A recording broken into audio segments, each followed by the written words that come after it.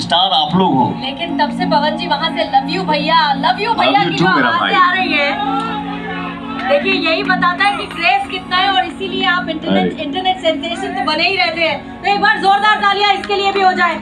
लेकिन क्योंकि आज है मौका होली का और रंगों का त्योहार है, तो हमारे बीच में गायकों की मौजूदगी भी है। पवन जी है, स्मृति जी हमारे साथ है, जो उनके साथ एक्टिंग कर रही है और एक्ट्रेस है वो। लेकिन इसी के साथ राधा जी भी हमारे साथ इस वक्त यहाँ पर मौजूद है इस कार्यक्रम में, और मैं चाहूंगी पवन जी आप मंच पर रहिए।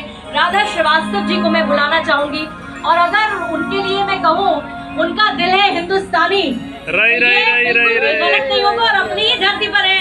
Radha ji please welcome to the stage, आइए मंच पर। पवन जी से आपकी मुलाकात इस खास मौके पर करवाते हैं, और बाकी फिर आपकी गायकी तो समय बाद ही देगी। एक बार जोरदार तालियां राधा श्रीवास्तव के लिए।